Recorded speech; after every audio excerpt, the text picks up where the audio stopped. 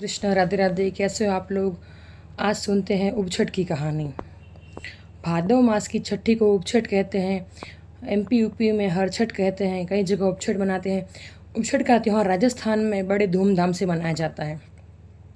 उपछठ पर्व महिलाएं जब रजस्वला होती हैं तो जो उसका पाप लगता है उसके निवारण के लिए उपछठ व्रत किया जाता है और इससे सौभाग्य सुख समृद्धि सब मिलता है।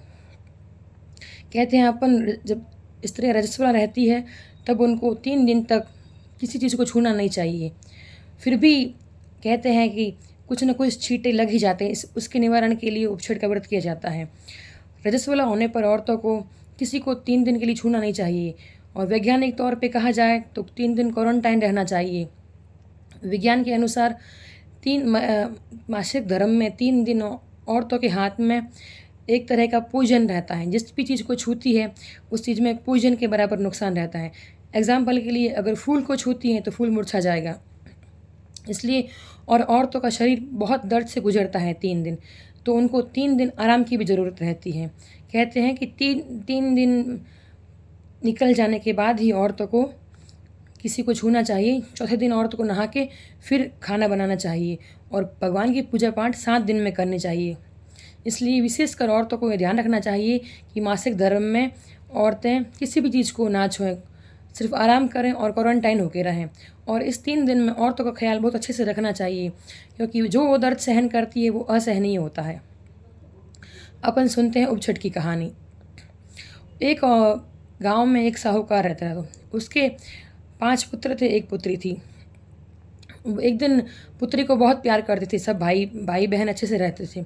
एक दिन भाभी ननन के बाल बना रही थी तो क्या देखा कि तो मेरी ननन कुंवारी है, उसके सफ़ेद बाल। तो हंसी, बोले भाई साहब के बाल सफ़ेद हैं।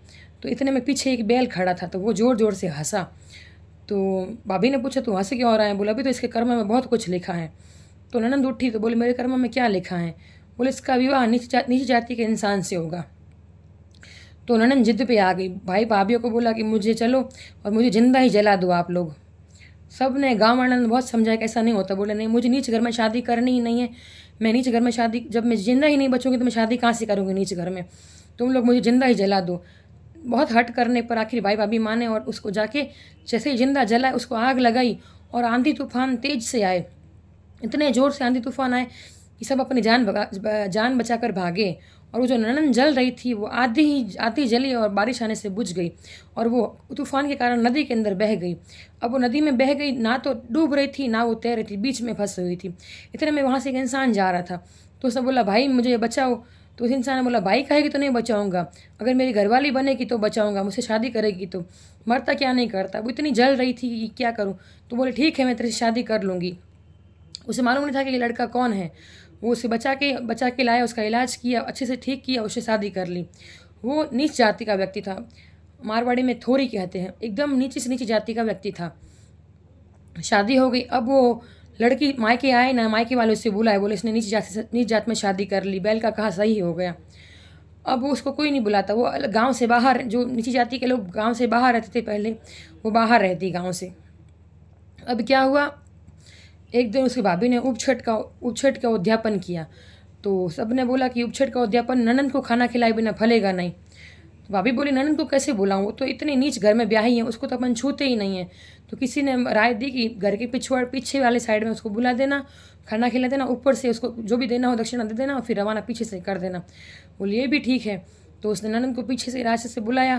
तो ननंद आ गई, छुप के आई, इसको शर्म आ रही थी गाँव में आते हुए भी। और उसने खाना खाया और जो दान दक्षिणा सामग्री जो भी भाभी ने दी वो सब ली और रवाना हो गई।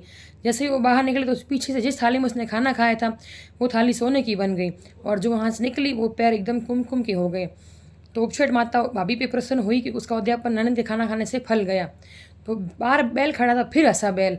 तो फिर ननंद बोली अब क्या मेरे जीवन में रह गया। बोले मैं तो यही बताना चाहता हूँ कि तेरे साथ जो हुआ है ना, तेरे पिछले जन्मों का सब फल था। बोले पिछले जन्म में मैंने ऐसे क्या कर्म किए थे। बोले पिछले जन्म में तो रजस्वला होती थी तो तू सबको छूती थी, खाना बनाती थी, आदमी लोग तेरे हाथ का खाना खाते थे, जिन्होंने तेरे हाथ का खाना खा लेते तो तू बिल्कुल मानती नहीं थी ये तो कुछ नहीं है। बोले तो रजस्वला होने के कारण तू सब कुछ हाथ लगाती थी तो तेरे को वो दोष लगता था, उसी के कारण तेरे को ये पाप भोगना पड़ा। तो उपछठ माता जैसा उसके साथ हुआ ऐसा किसी के साथ ना हो, और उसके भाभी का उपछठ का व्रत का फल है जैसे सबका व्रत फले। और औरतों को खास कर 3 दिन बहुत ध्यान रखना चाहिए, कहीं पर भी छूना नहीं चाहिए, और घर वालों को भी ध्यान रखना चाहिए कि औरत को 3 दिन उसको आराम करवाएं और उसको पूरा क्वारंटाइन रखें और उसकी सुख सुविधाओं का ध्यान रखें। यही है उपछठ की कहानी। और अपन उसके ध्यान रखने के बाद भी कहते हैं, हमारे राजस्थान में इस चीज़ को बहुत माना जाता है, कहते हैं कि फिर भी अपने कहीं ना कहीं अगर पल्लू भी लगता है तो उसका निवारण उपछठ करने से हो जाता है। इसलिए हर औरत को उपछठ करना ही चाहिए। और उपछठ में दिन भर औरतें भूखी रहती हैं, कुछ नहीं खाती, उपवास करती हैं। और सूर्यास्त के बाद जो औरतें, कुंवारी कन्याएं, सब व्रत इस उपछठ का व्रत सब करती हैं।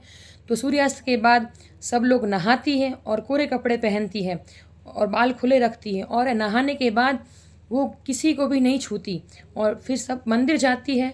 जब तक सूर्योदय ना जब तक चंद्रोदय ना हो रात में, तब तक सब खड़ी रहती है, इसलिए ऊब छठ कहते हैं। मारवाड़ी में खड़े होने को उबा होना कहते हैं, इसलिए ऊब छठ नाम दे दिया। औरतें सूर्य अस्त से लेकर और चंद्रोदय तक खड़ी रहती हैं, और फिर चंद्र उदय होने के बाद खाना खाती है। पर खाने में भी औरतें लाल रंग की कोई चीज़ नहीं खाती, जैसे कि लाल मिर्च नहीं खाती, तो बिना मिर्च की सब्जी और पूड़ी रोटी जो भी खाती है वो खाती है। और इसके उद्यापन में भी गेहूं के आटे के सत्तू बनाए जाते हैं, और 6 सत्तू और 2 साखिए के ऐसे करके 8 सत्तू दिए जाते हैं। इसलिए उपछठ के व्रत का बहुत महत्व है। हर औरत को ये व्रत करना चाहिए, इसका उद्यापन करना चाहिए, इससे अपने रजस्वला के दोष से निवारण होता है। जय श्री कृष्ण। मेरी कहानी अच्छी लगे तो लाइक करना, सब्सक्राइब करना, सुनना। और जो भी आपके रिश्तेदार रहते हैं, दूर दराज भी रहते हैं, कई लोग राजस्थानी तो प्योर ये कहीं भी रहो ये व्रत करते ही हैं, तो उनको ये कहानी नहीं मिल पाती, इसलिए अपन ये कहानी का वीडियो अपलोड कर रहे हैं। और ये कहानी आगे भी शेयर करना, और कमेंट में उपछठ माता की जय जरूर लिखना। जय श्री कृष्ण।